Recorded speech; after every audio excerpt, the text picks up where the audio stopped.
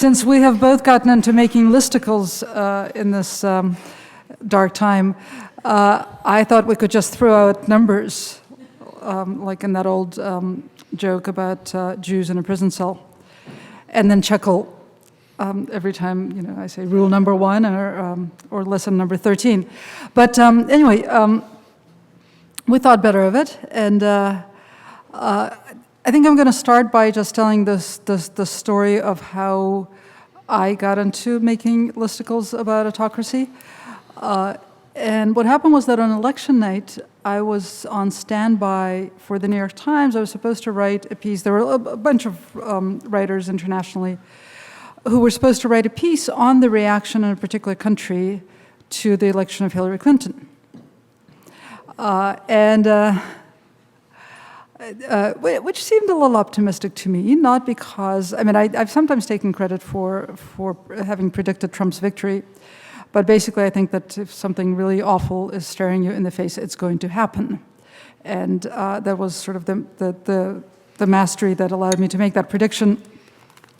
But the New York Times was, as you know, quite confident that she was going to win, to the extent that actually there wasn't really a contingency plan for what the newspaper would do if she didn't win. So around 1:30 in the morning, I wrote to the editor on duty saying, I think maybe I shouldn't be writing a reaction piece, and maybe I should write a piece on surviving autocracy.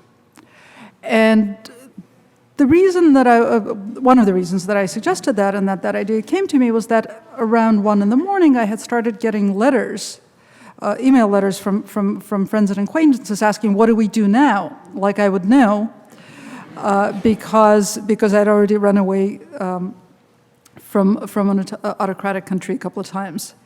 So the editor at the New York Times said, maybe we should wait for the final results.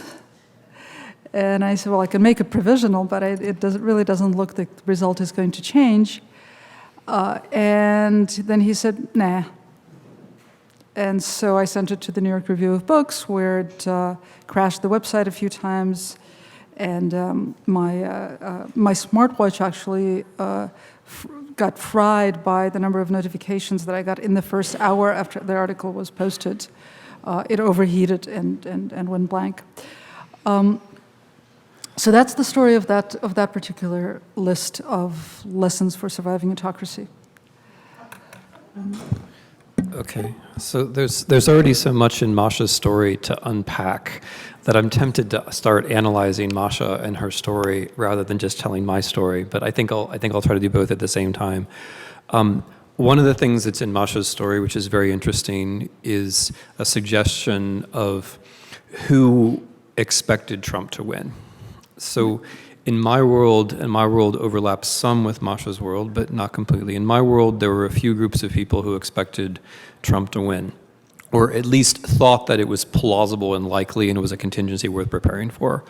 One of those groups were fellow Midwesterners, Michael Moore, for example, like that small subset of Midwesterners who somehow managed to go back and forth and had a sense of maybe what was coming in Michigan and Ohio and Wisconsin. In retrospect, the fact that Bernie Sanders took Michigan has a different resonance now than maybe it did at the time. The second group of people who were warning about this all year long in my world were students of totalitarianism. So again, that shrinking group of people who consider both fascism and communism, know the history of political theory, and perhaps above all, were aware of the kind of appeal a figure like this could have, whose own sense of political psychology was such that they understood how these debate performances, for example, could work, how this could make someone actually popular, how breaking the rules is itself following a different set of rules, a set of rules which they remembered. And then the third set of people in my world who were concerned, or who in fact sometimes were sure that Trump would win, were the Ukrainians and the Russians. So I went to Ohio, which is where I'm from. I went to Ohio in the fall to canvass because I was trying to hold something back. Like I felt I had done everything else I can do in the world. I've written about this. I have talked on the radio. I've published these articles about Trump, et cetera. It's now, the Comey writes his letter. I just got on the next plane and I went to Ohio to talk to people. But in Ohio as well were a bunch of Ukrainian and Russian journalists, some of whom I had sent. And there's one Ukrainian war reporter, a young woman who I really admire, who was in Syria, who was in Libya during the revolution, covers the Russia-Ukrainian war. I got her to Ohio. 45 minutes after she lands, she sends me a text, which is, 3 words: he's gonna win. Right? He's going to win. She was at a rally. She could feel something that she recognized. And so there's this interesting question, which I think I know part of the answer, but I'm just going to pose it as a question. Why is it that people who are coming from that part of the world could pattern recognize things here so much faster, right? And I obviously include Masha in that group, and that's going to be one of the questions I want to talk to her about. So, and part of what Masha did when she wrote those lessons, right, and this is so beautifully revealed in how quickly she could tell the story, she did it right away. She got out ahead. Right? So the thought of so the whole business of, let's have trauma, or let's be emotional, or we've got a whole lot of time to see ourselves and our favorite counselors about this, right? No. A psychiatry is a form of prison. We don't have time for that right now, right? What you have to do is get out ahead, which is an instinct that I had, but Masha helped me get to it, because where was I? I mean, I was somewhere in between. I was in Scandinavia when this election happened. And and just to feel the contrast with the U.S., I was talking about Black Earth, my last book, and my companion for the day was a young Swedish woman called Karin, and she was not only the publicist for my book. It turned out that she was a culture coach for a soccer team, which is a general phenomenon. No, young men, they need culture coaches, whether they're playing soccer or not. But if they're playing soccer, they'll get a culture coach. The culture coach helps them integrate and learn the language and learn how to get along. Well, no, when you're 20, it's hard to get along, and if you're 20 and a multimillionaire and you're from Turkey living in northern Sweden, it's even harder. So what Karin did was she took this group of young men, she spent a year with them, and had them perform an all-male ensemble of Swan Lake. So I'm thinking, okay, here is Sweden, where these amazing young women are getting, men to perform all-male ensembles of Swan Lake, and I got to fly back to that. I got to go back to that. So that's the mood that I was in, and the way that I felt that night was there's a bus on my chest. And it was on the plane, I looked at Masha's thing. I honestly didn't read it then. I just looked at it and thought, okay, that's it. That's the thing, right? And so I glanced at it and thought, okay, all right, I'm going to do that too. And then I replayed Masha's story on a smaller scale, which was, I also sent it to the New York Times. They also said I was crazy, right? I sent it to the New York Review. They said, well, we have Masha's thing, right? And so I had to crash the internet in a very amateur way. I put it on Facebook, which I didn't even know how to use really at the time, because people were like, there's a public setting that you should be using. Okay, all right, fine. And then it got millions of views, and then that led to the book. But so in a way, the whole thing I owe to Masha. Without that sort of reminder of how you have to get out ahead, I wouldn't have gotten out ahead myself. Wow. Well, thank you, Tim. Well, it's true. There's obviously a problem, right? The problem is that lessons from Russia are actually not entirely applicable to what happens here, and you face the same problem in arguing that lessons from history can teach us something. So, can you talk more about that? What's skipping over the caveats that no historical analogy is perfect, what actually makes it useful? So I think history is useful. You can think about it psychologically. So the present is actually much harder than it seems. I mean, this is the way I come at this as a historian. We live in the present, and so we like to think we understand the present because it's unbearable to think that we don't understand the present, but actually we generally have a very, very wispy and usually totally misleading idea of what's going on in our daily lives, let alone in the wider society, right? Whereas with history, and this is one of the reasons why the early months of 1933 feature so strongly in the book. It's not just that I'm obsessed with Hitler and just wrote a couple books about him. It's also that colleagues have so thoroughly researched those days, weeks, and months that we do actually understand a lot of the things that happened so much better than we can understand the early weeks and months of 2017. And that's one way that you can actually get a pretty solid picture that you can then use as a basis for your own action. So rather than being paradoxically, rather than just being buffeted by the present, you can find a more stable point, even if it's a terrifying point in the past. And the second thing, I mean, it's not. I guess I should say this. This should have been first, but this is not really a history book, right? It's a book which says there have been moments which were in some way similar, and there have been people smarter than us who lived through those moments, and here is how they processed it.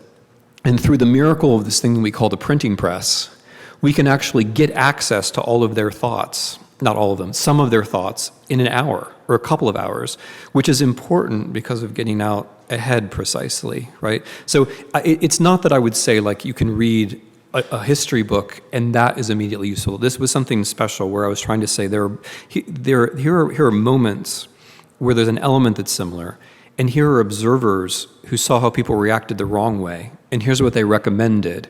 And then the reader can say, aha, that feels familiar or not, right? So lesson 1, which is don't obey in advance, that comes right out of the historiography of National Socialism, but it is something which tends to resonate with people now. Well, there's a problem there too, right? Sure. Which is that what we use to study history is text. Text makes things look coherent. It makes them look like they had a beginning, a middle, and an end. And in particular, what worries me actually is that the villains of the past always look more coherent than they are in the present, which I think is one way in which historical analogies are actually a little bit dangerous because in our imagination, someone like Hitler was strategic and if not brilliant, perhaps even perhaps smart, right? And knew exactly what he was doing and had a plan, right? And so we look at this bumbling idiot and we get pieces and there was a whole spate of them around the 100-day mark that said, oh, he's not a fascist, he's just incompetent. As though those things were opposed. But I think that one of the reasons that we think they're opposed is because we read stories about history, right? Yeah, no, I think that's completely right. So when we read history books are written by an enlightened tribe, the tribe of historians. And so when you read them, it's very hard. I mean, okay, so maybe some of you are doing PhDs in history and you're like, what are you talking about? But people who believe that you can make sense of events. And so what is very hard to get out of history books is the attraction of the propaganda, or the way that things that don't make sense do make sense, right? Like the lock her up and the build the wall and the shamanistic stuff that worked in Germany and worked in Italy and worked in Romania and works here. It's hard to get that out of a history book, right? Because the history is always going to be trying to make things narrate into a kind of shape, which is why I have so many long quotations in the book. And so what Masha just said goes towards the first couple of lessons in the book, the don't obey in advance and the support institutions, because the out that we often choose, I'm going to reformulate your point a little bit, the out we often choose is Hitler and Stalin are super coherent, they have plans, they have logic, they have superpowers almost, right? And therefore you can't do anything. Just instantly there's the gulag, or instantly they're the concentration camps. And then what Americans do, which makes me crazy, is they say, well, is it Hitler or not? And what that is an attempt to evade historical responsibility. Because if it is Hitler, we can't do anything. And if it's not Hitler, we don't have to do anything, right? And that's why Americans love to say that, right? That's why that's the question that trips off our tongues, because that would make it very easy. Whereas in fact, even if they do have some kind of a plan, even if they do have some kind of talent set, it depends on us at the beginning, at least. It depends on us at the beginning. And so precisely what you have to do is take responsibility, even though it's inchoate and mad, right? And this point about how the way that people write about Trump now is so much like the way people wrote about Hitler in the first weeks and months, that he's confused, he's crazy, there's no plan, the institutions will stop him. Just go read the New York Times from early 1933 if you don't believe me, right? It's very, very, very similar. And he only pretends to be an anti-Semite. Right. I loved that. He is not, in his heart of hearts, he's not an anti-Semite. Yeah, just something he does to play to the crowd. Yeah. And and the thing is, that Trump is what he is. He's not going to change. What he's going to do is he's going to push against the institutional constraints. The institutions might change. We might change. He's not going to change, right? And the story of Hitler is not like the plan, the rise that had to happen. It's of somebody who figured out how to push institutions around and transmute them and transform them with a lot of consent. So, yeah. Okay. I feel like I should ask you something because, I don't.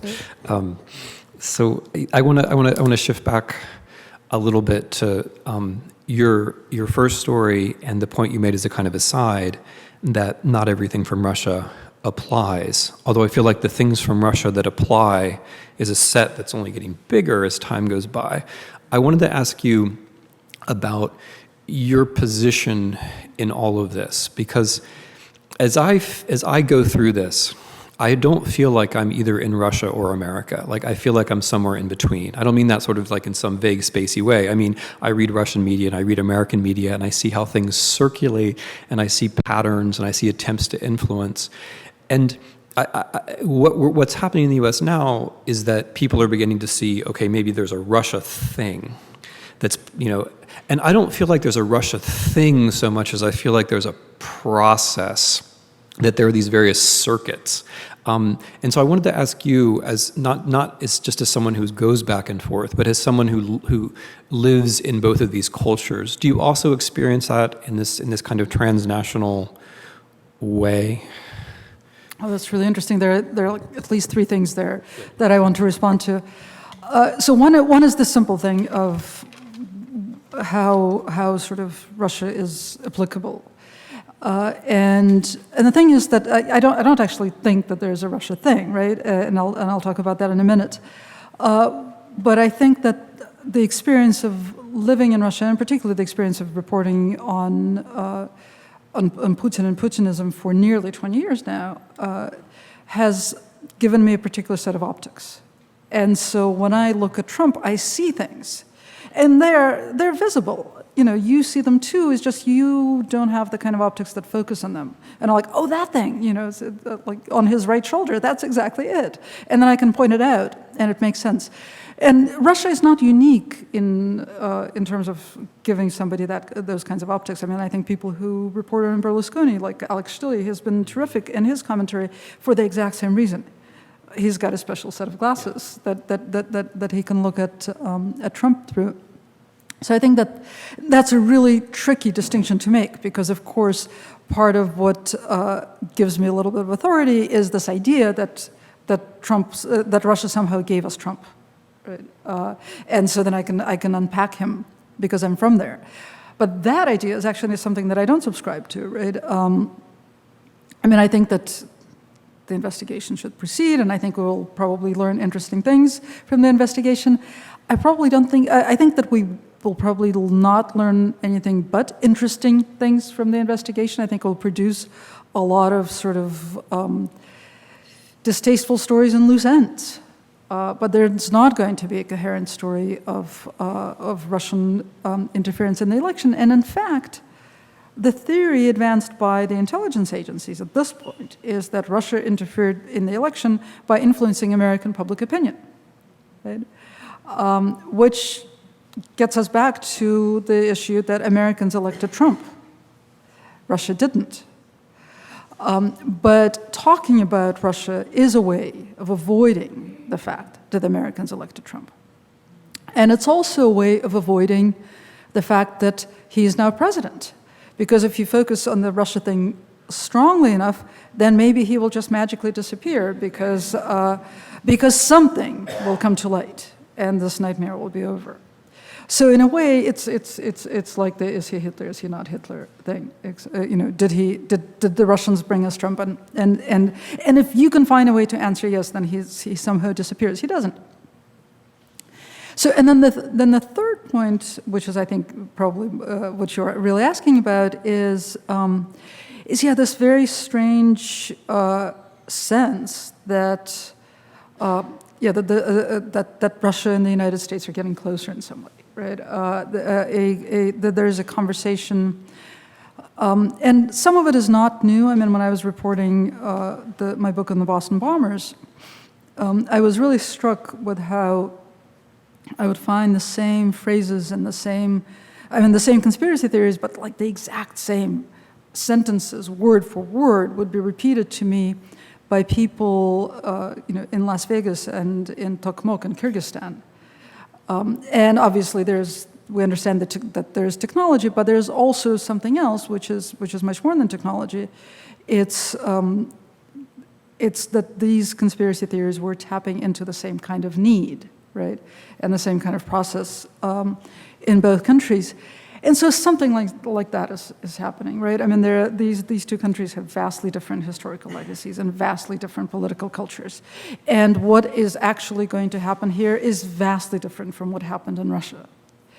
And yet there's something that unites these countries and also unites the many countries of Europe that are going through their own struggles with whether they're continuing the democratic project, which has to do, I think, with what Hannah Arendt called homelessness on an unprecedented scale, rootlessness to an unprecedented depth, a global sense of lostness, right? So I want to pick up on a few points there that might lead us to hopefully fruitful disagreement, or lead some of your points together in different combinations, because it seems to me that the loneliness, which is at the center of, I think, Hannah Arendt's completely correct diagnosis of the modern condition, can also help us to understand a bit the Russian influence on the election and how it all sorted itself out. So one of the things that I experienced for the first time, and I'm sure there are many of you who have done much more of this than me, but that I experienced for the first time in 2016, talking to people about politics, was the feeling that I was tearing people away from their Facebook feeds. So that when I appeared as a three-dimensional flesh and blood person at someone's doorstep to talk about politics, which I'm not bad at that kind of thing, actually, and I don't think I'm getting any worse, but what I noticed was that there was a kind of irritation. I mean, also literally sometimes a pupil dilation, because people were coming out of a dark room where they were staring at a computer, right? And where their political views, whatever they were being affirmed over and over and over again. And that was a loneliness which they kind of liked. And I was violating that loneliness which they kind of liked. And the question of whether, it's of course true that this is our problem and we have to deal with it, and tens of millions of people voted for him, and there are deep reasons for it. But it's as though the people who were trying to manipulate our elections understood the technology of loneliness a little bit better than Hillary Clinton, right? So everyone thought that Hillary Clinton had an edge in tech, which turns out completely not to have been the case. They got their clocks completely cleaned by Trump. Not by Trump and not by his team, but by other folks who were helping, right? And those other folks understood that making the loneliness worse has political consequences. Getting people to believe things that aren't true, and therefore, I understood finally, when I went to Ohio, I understood why people thought that Hillary Clinton was a murderer. I mean, literally, that's a widespread belief that she is actually a murderer. And the reason why they think this is that they read it over and over again from what seemed to be independent sources over a long period of time, right? And the people who are organizing that, it doesn't matter whether they're Russian or whether they're someone else, they have understood something about the production of loneliness and the political consequences of loneliness, and how loneliness generates authoritarianism. So like there's something deep in here about technology and separation, which doesn't just have to do with the election of Trump, although I think it does directly because, a few thousand votes over a few states, but also has to do with where politics in general is maybe going. And the second response I had has to do with a slightly different sense that I have about the proximity of Russia and the U.S. And in here, like I've developed this habit. I think you may just be more even-handed than I am, because I've developed this habit of looking at America through Russia, which, I think sometimes I don't turn it around often enough, and that's my problem. But what I'm struck by is that when Mr. Trump looks at Mr. Putin, I think, it will be the pace that the Russians have something on him, but I think he sincerely admires the model. There's a gut level at which he understands it. When I see those pictures of him with Lavrov, in the Oval Office, I think he actually is comfortable. I think when Mr. Trump says, when he says Mr. Comey is a nut job, what he means is Mr. Comey lives in a world of rules. And people like you and me, backslap, know that there are no real rules, know that it's all about, power and money and fooling people as much as possible. I think he's comfortable in what he feels to be a Russian environment. And I think, the Russian model of managed inequality is something that he is pushing forward, right? The Russian model of just as much right-wing ideology as you need to get to managed radical inequality is something that they like. So I feel that gravitation as well. I agree, although I think you're giving them a little bit too much credit. I think it's actually, I think it's simpler and it's primitive, right? It's, Trump understands politics to be the exercise of raw power. So, and Putin understands politics in exactly the same way. And in that sense, they live in the same world. They live in the same reality. And I agree with you precisely on the interpretation of his understanding of Comey, Comey lives in a different reality. So he's crazy, because somebody who has a different reality is a nut job.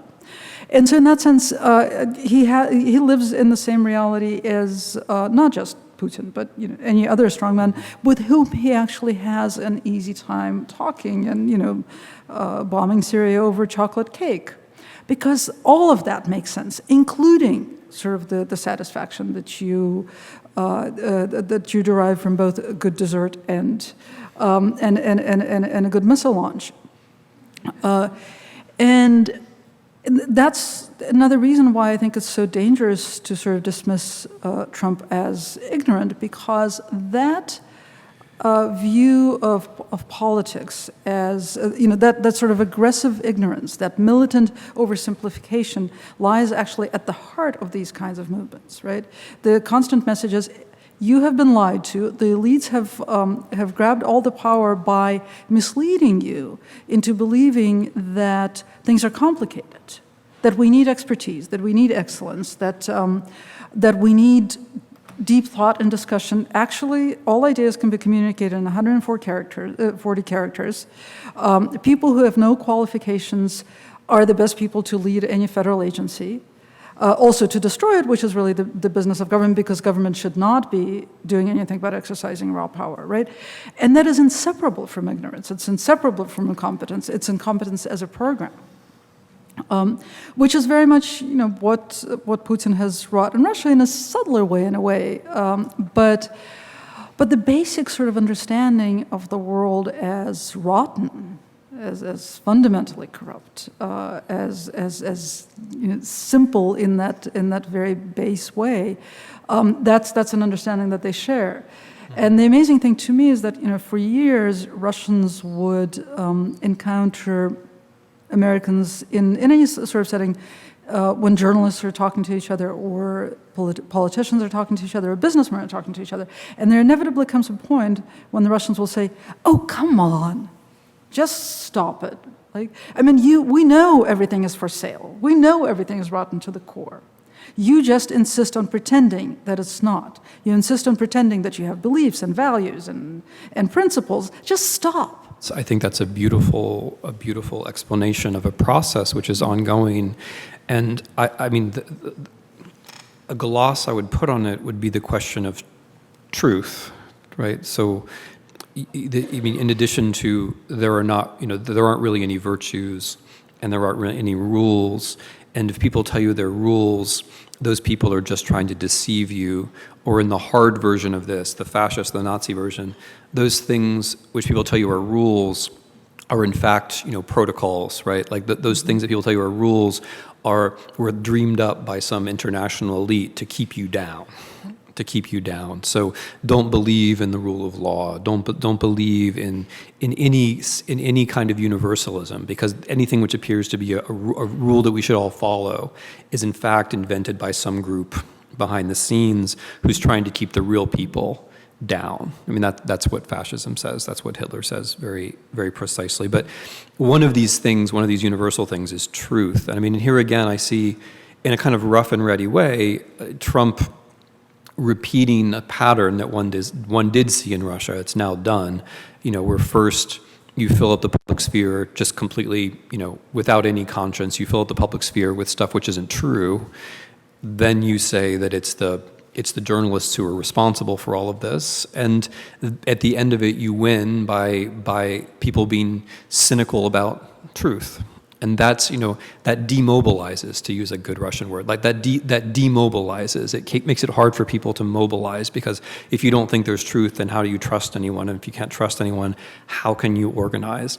And for me, like, this is the big difference between the 21st century, Masha's next book, I think, is going to be a little about this, like the 21st century versions of these ideas and the 20th century. The 20th century versions of these ideas all had futures. The 21st century versions say, just stay on your couch. It's not really worth it. Change the channel, at most, right? Why get up? Why do anything? You can't really believe in anything. There's nothing there. And here's the thing. Just saying that's not true is not enough, because we can see in politics how, even if it isn't strictly speaking true, it can work. Right? I mean, the thing that I said earlier, that a politician who thinks that there's nothing but power, maybe he's wrong. I mean, maybe like we're full of virtues. But if that's what you really think and you keep pushing and pushing and pushing, you can push the other stuff out. There's a set of Soviet records which I read in the early 90s, which stays with me really profoundly. And you'll have to trust me a little bit on the details here. But at the end of the Second World War, when the NKVD, when the Soviet secret state police was following the Red Army into Eastern Europe, they sent reports back to Moscow about what they were finding. And the reports would describe all kinds of different underground groups with different philosophies, some of which were in opposition to each other, some of which were actually killing each other at the time. But the NKVD had a very simple way of cataloging these people. They were against us. Right? And they were part of an international capitalist conspiracy. And it's not true, right? It wasn't true, but it was effective. Like that way of seeing the world, combined with total ruthlessness and a kind of atheism about any other value, that meant the NKVD won, right? And in the end, those other values for which those other groups were fighting stop making sense. I mean, things that people were willing to die for in 1945, by 1948, just seemed like nonsense, because the unbelief, right, or the simple belief had overcome them. Like that. I mean, I'm not saying that, this is just like that, but that's a moment in the history of the 20th century, which I don't talk about in the book, but it's an example of how this kind of politics works. We can be right that there are all kinds of virtues and rules, but that doesn't mean that they will automatically persist. They can go away. Well, you said something really important, which I think goes to the root of why newsrooms around this city and probably other cities felt like morgues in the days after the election, because in American journalism there has never been sort of a distinction between fact and truth. And so journalists thought that they were doing this great job by fact-checking Trump. And then there was this the sense that at the New York Times and in other places I was in the days after the election, there was a sense that not only had people failed in the very simple, I mean, not a simple task, but on the very simple measure of having not been able to predict the election with any accuracy, but they had failed on a much larger level by not being able to affect what people thought and what people saw. Mm-hmm. That no amount of fact-checking could influence people's perceptions, and that no amount of reporting, scoring the debates could influence people's perceptions. And that's a huge problem because American journalists in general and the conversation sort of in American media is not really suitable for digging much deeper than that. And in trying to understand the difference between facts and truth, and in trying to understand how you write a story without pretending that you are nobody without a point of view, right? But you can't write a larger story than just report the facts without situating yourself, and without assuming a voice, consciously assuming a voice, and without being very intentional about using language. Yeah, these are the great 20th century debates about epistemics and literature, which are returning to us as politics, because what one sees in Russia, and then here again in a minor key, is that if you understand the conventions of journalism and have just a tiny bit of intelligence and foresight, you can undo them from within. So if the American pose, or the Anglo-Saxon pose, because the British do this too, is to say, well, truth always has two sides, so I'm going to pretend I'm in the middle, and then on the one hand, on the other hand. Well, what if on the other hand is there's no truth? Or what if on the other hand is something which is completely outrageously false? Or what if on the other hand is a mixture of 5 totally false stories produced by very intelligent people? Right? Then you're stuck. Because like here, then this person who's telling his or her normal, boring, factual story is completely outgunned by this person. And if you're a neutral journalist saying on the one hand, on the other hand, like this hand is a hand, and this hand is like a giant robot octopus from outer space with like holding laser guns and all 8 arms. Right? And so all of a sudden, it's not only not one hand, other hand. It's not a story anymore. It's not. You've been taken in. You've been done in. The genre has been done in. And there are various ways to do this. I've just described one. And like the Russians are much better at it than we are. But you see, not all Russian, but with Trump, you see the same kind of thing. You know what the convention is, and you just outgun it. You just overwhelm it. And until reporters realize that they have to take more responsibility, then we end up losing. Yeah. Well, in that picture you just painted, there's also the problem of locating the middle, right? I mean, that's where it begins. And to me, one of the vivid, painful moments of the last, how long has it been now? 110 days or whatever, was remember that night when Trump was actually able to read from a teleprompter for the first time, and everybody breathed a sigh of relief. And just count the sighs of relief that we have breathed in these 4 months. But Van Jones, remember the presidential comment?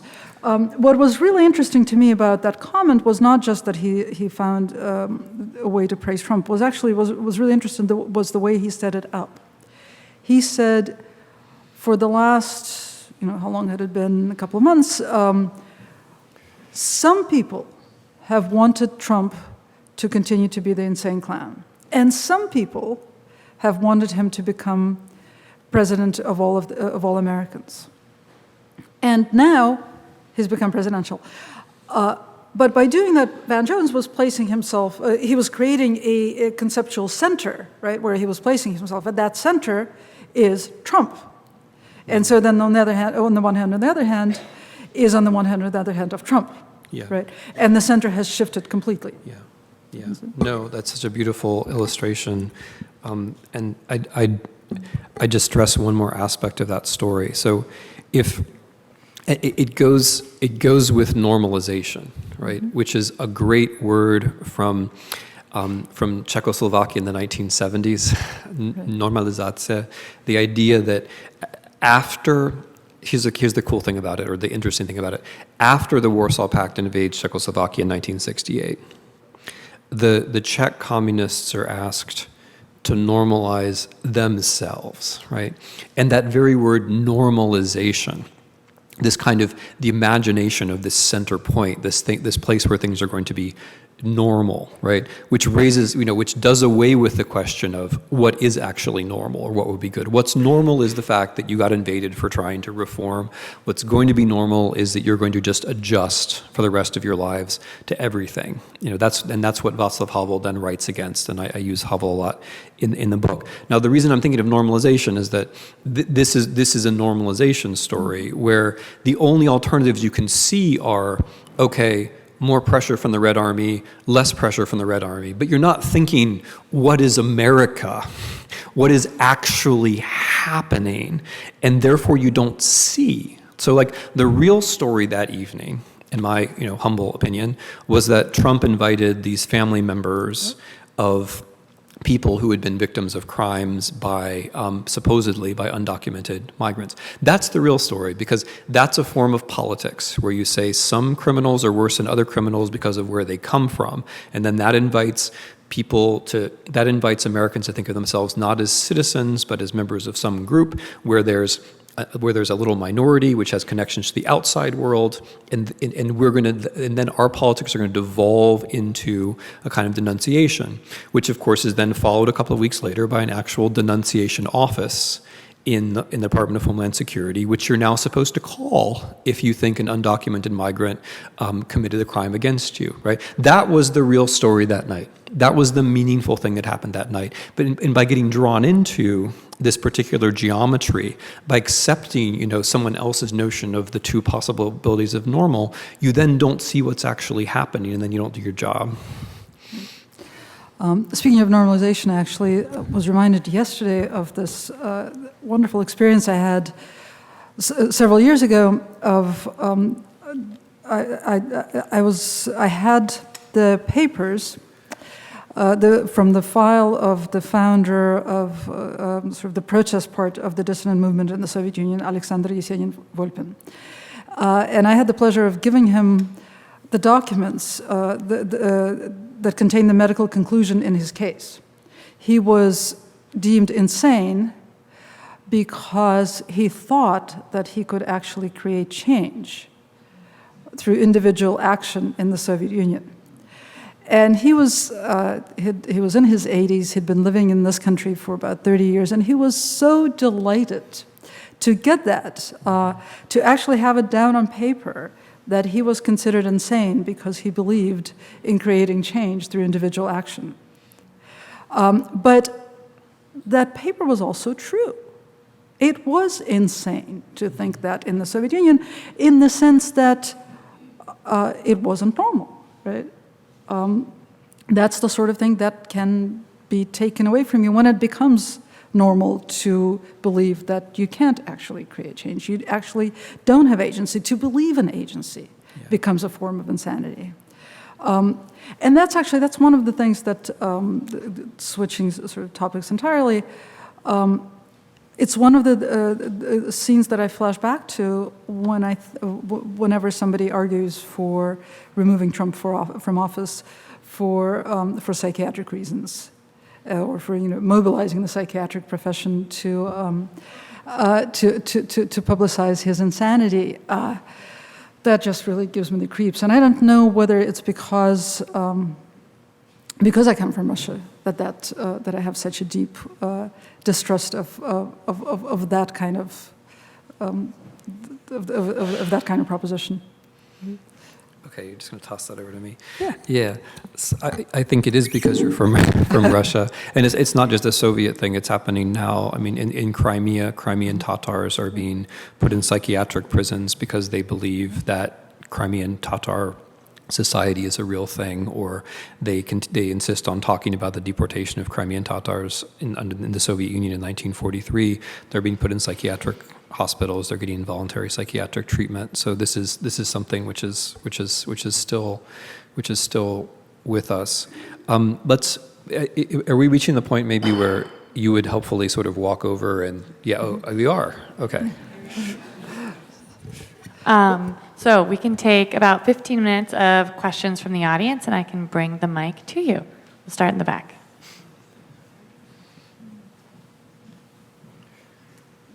So Trump wouldn't be president without the support of the Republican Party, and he can't stay in office without the support of the Republican Party.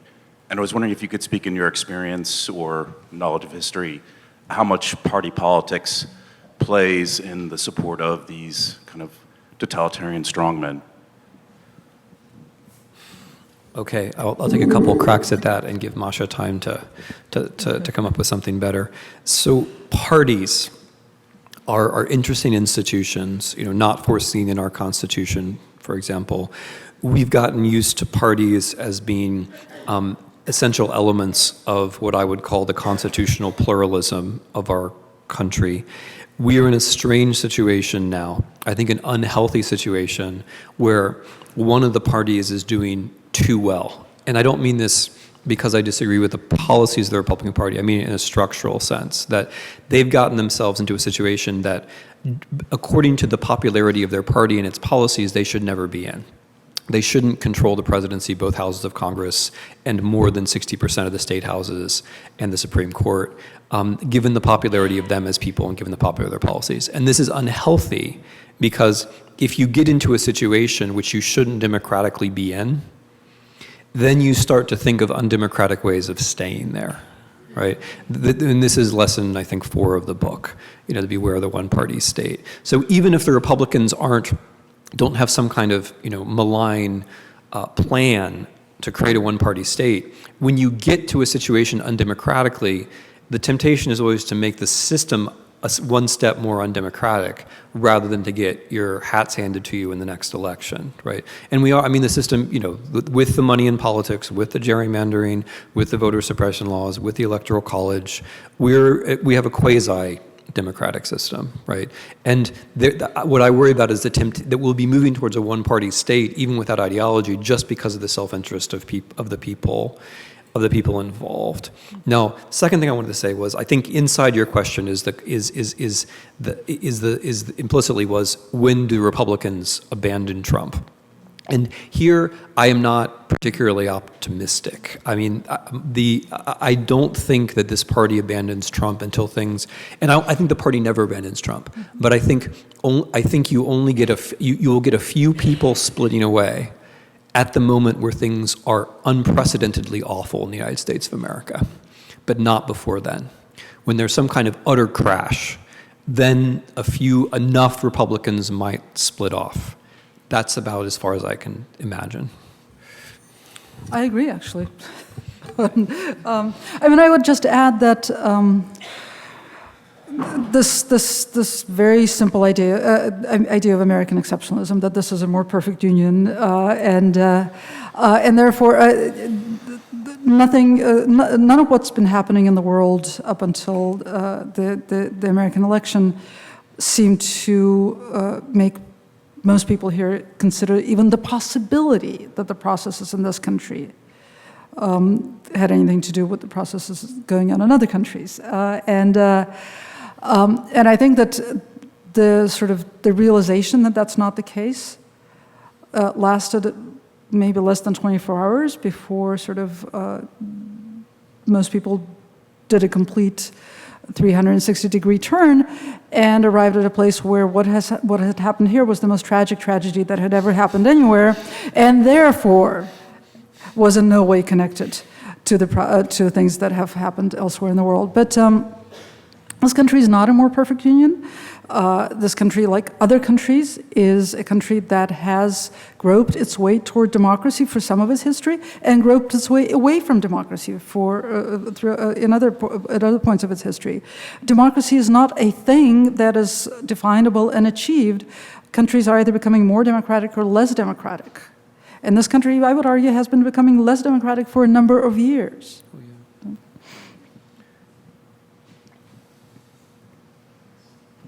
Hi, I was going to ask a question about, us in this area in Brooklyn and New York, living in a bubble, and just recollecting that there was a joke when Nixon won, where somebody from Manhattan said, "I don't know anybody who voted for Nixon."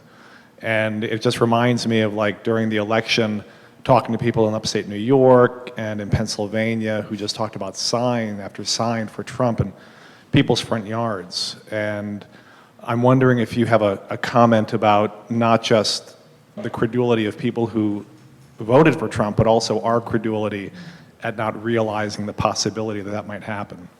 Yeah.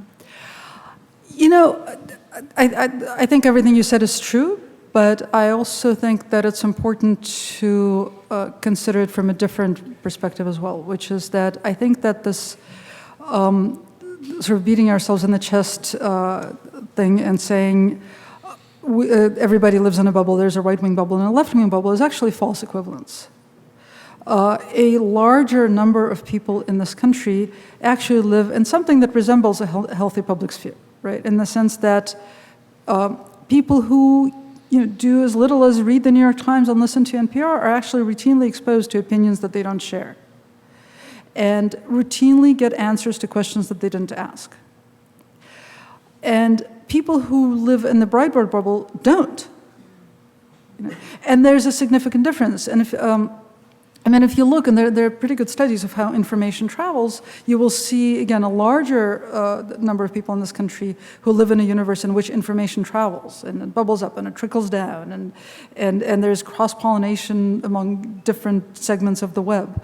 And if you look at the Breitbart universe, that doesn't happen. It's static. Which is not to say that everything on this side of the divide is just perfect, but it is to say that we have something very important to protect here, right? There is a public sphere that has functioned imperfectly, but it has functioned, and it's actually, I think, now enjoying a period of reinvigoration. And that's also something to appreciate and also protect. So, yeah, just wanted to add a word to that. Like, I've had that question posed to me from the other side too, because I know lots of people have voted for Trump, and I've tried to make it a point of going to places where people voted for Trump, and I agree with what Masha is saying, but the way that I answer it to them is to you, assuming I don't want to make any assumptions about Brooklyn Heights. I'm a long way from home here. I mean, I don't know. Is to say, do your authorities tell you to ignore facts or not? So before we get into, I have one set of facts and you have another, my authorities don't tell me to ignore facts. Do your authorities tell you to ignore facts? And of course, Ms. Conway does, and Mr. Trump does, and Mr. Bannon does, and that's a difference. They are working towards this world of total cynicism, whereas the people in this other bubble, which isn't really a bubble because you can penetrate it, are not. And that strikes me as a qualitative difference. And I also want to echo, again, putting it in a slightly different way, a point that Masha made. The silos exist online, which means that getting people offline is part of the answer. And when you talk to people who are in, let's call it the Breitbart world, they never agree with you, right? So you don't get the instant gratification. I mean, I knocked on a whole lot of doors in Southwestern Ohio. I didn't convince a single person. I think I got one person not to vote, right? But I learned a lot, and I also planted some seeds so that now I'm actually hearing from some of those people, and they're saying things like, okay, that thing you said back in September, like, all right, I'm kind of seeing what you mean. And so when you talk to people in the real world, you don't get the instant gratification, but you do help the world to be more like a spectrum rather than just a couple of holes in the ground. And we can do that. It actually makes a difference when we try.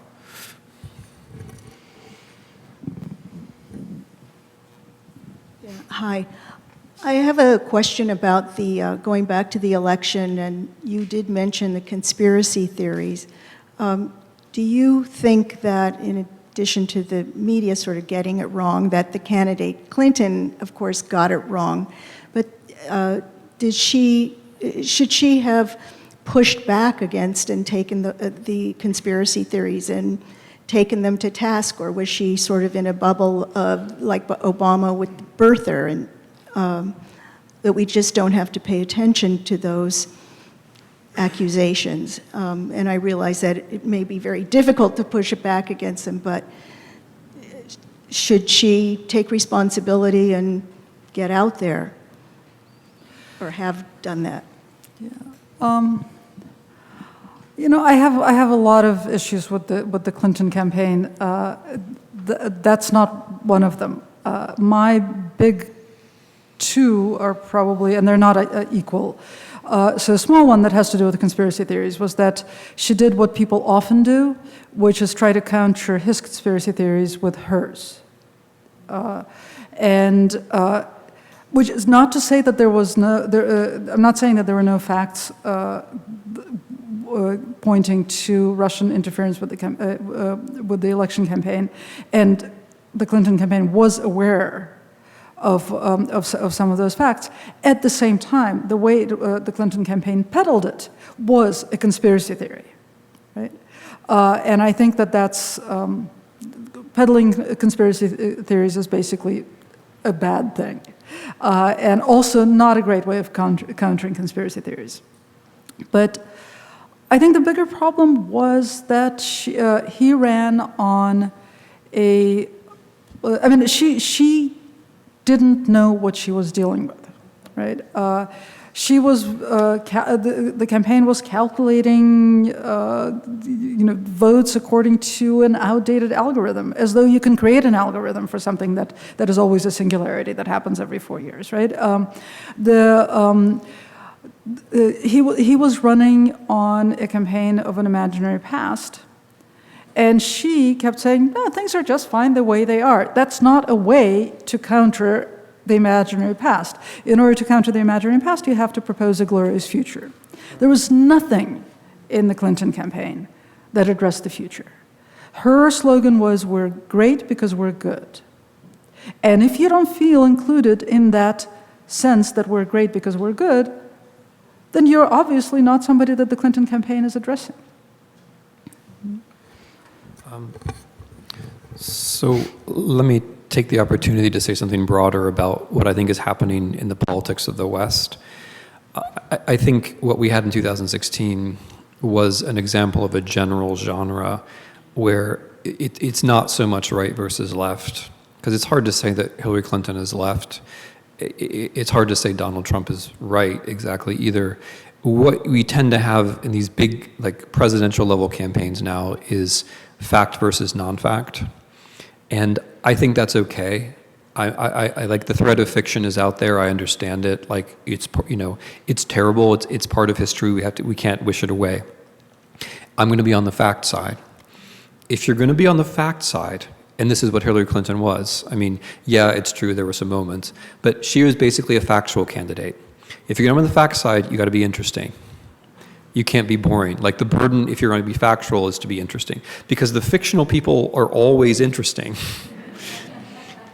So if you're going to be facts, like, you can't. I mean, this is like the constant liberal problem since the 19th century. You can't just give people the facts. And then I'm sort of recapitulating Masha's point now. What you can't do is take an average. So, like, on average, GDP per capita, whatever, going up. But you can't do that. You got to get down there and be sort of irrationally personal, even as you believe in the facts. And Obama was a little bit better than that, than she was. And that's one of the reasons why a lot of guys that I talked to in Ohio, I mean, I think one of the reasons, who knows, voted for him but not for her. Right, because he was a little bit better at getting into their minds and making them think that, like, at least he was thinking about them. The main knock against Hillary Clinton in Ohio was that she didn't come to us and talk about the economic problems that we feel we're facing. And that was true. She didn't. I mean, she came with the celebrities and she came with the love story. Yeah, I mean, she lost with LeBron James in Ohio. Hello, I'm from Ohio. I'm from Appalachian, Ohio, and I've worked in campaigns out there. I want to say, listening to this discussion, you've really depressed me, because I live in my own bubble, I guess, here in Brooklyn, but what I see is a tremendous pushback. I see a resistance movement that is growing. The day after the inauguration, millions of people all over the globe, including in DC and in New York, went out into the streets, and it's mobilized a lot of people who were never political before. That's the first thing. He is helping to politicize in a new way a lot of people who are just like, I'll go along, things are okay, and so forth. So I think also in the Black Lives Matter movement, white racism and white supremacy is being confronted in a way that at least younger people are listening to. And the concern for the treatment of undocumented immigrants is another very hopeful sign to me. So I heard Masha say, she doesn't believe in American exceptionalism. And of course, that's one of the myths that every country has. We're somehow special, we're different. But we do have a very different history than many, many countries around the world. And I have a lot of faith in the American people. This is a setback, we're discouraged, but I think Trump is organizing for us, including my relatives who voted for him in Ohio. So I don't want people to leave here discouraged. That's what I feel. No, that's not the point. I mean, Masha and I are up here analyzing and discussing, but the book is an activist book. I mean, the whole point of the book is that we can take the history which we chose to forget, remember it and learn from it and have a daily program that will actually change things. I mean, when I say lesson number 1 is don't obey in advance, I don't just mean that to be a dark shadow of the 1930s. I mean it to be a positive instruction which makes all the other recommendations possible. And of course it's right that many Americans are now politicizing themselves in ways they hadn't before. Of course it's right that lots of lawyers, unlike Germany in the 1930s, are on the right side of things. Not all of them. I think people who perjure themselves in their confirmation hearings to be attorney general should be at least disbarred, right? But I think it's good. I mean, the Washington Post, the New York Times have taken a much more hard-headed attitude towards journalism. There are indivisible chapters all over the country and lots of other individual organizations who I talk to all the time at the level of neighborhoods. That's true. Whether that's American exceptionalism, no, right? Because that's also true in all kinds of other countries. And the thing that I think we really have to watch out for is the notion that we have any kind of comparative advantage. We're both from Ohio, but Missouri, show me, if it's true that America has all this exceptional stuff, now would really be the time to show it, right? So I think we have time for one more question. Go over here. I think it's very helpful to look at the current political situation through the lens of Nazi Germany and Soviet Union and Putin's Russia. What I'm wondering is, in your research, have you seen an example where a liberal democracy started to veer toward or descend into totalitarianism, but somehow put itself out of it? Has ever been done before? You go. I'm trying to think. So the question is, are there moments where democracies descend towards authoritarianism and rescue themselves? Yeah. I mean, I'm going to make a boring methodological remark, and then I'll give you some examples. The boring methodological remark is that I'm kind of with the framers of the Constitution on this. I think we're veering towards authoritarianism all the time, and we check ourselves at various points. And when you check yourself, you don't know that you've checked yourself, right? Because the bad outcome never happened. So there are going to be all kinds of invisible counterfactuals out there because, if we get out of this one, it's going to be an example. But then if we do, people are going to say, in retro, oh, Trump really wasn't that bad. He was just a buffoon, right? Just like people would have said, just like people did say about Hitler. I mean, if Hitler had been assassinated in 1935, what would the history books say about him right now, right? So if we head this off, it's going to be that. But yet there are other examples, including in the history of this country, right? What was the Confederacy? Exactly. It was a racial authoritarian state in the making. It kind of got stopped. It made a comeback, kind of got stopped. Now it's making a comeback again. right? So we'll see. We'll see. But yeah, there certainly are examples like that. In the early 1920s, communist coups were held off in Germany. In Czechoslovakia, there was extreme opposition from both the far right and the far left. It held off as a democracy.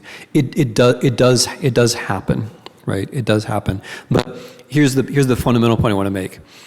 The way that it looks is not dramatic, right? So if a system like this sustains itself, it's going to be because millions of people do little things which may not seem immediately consequential.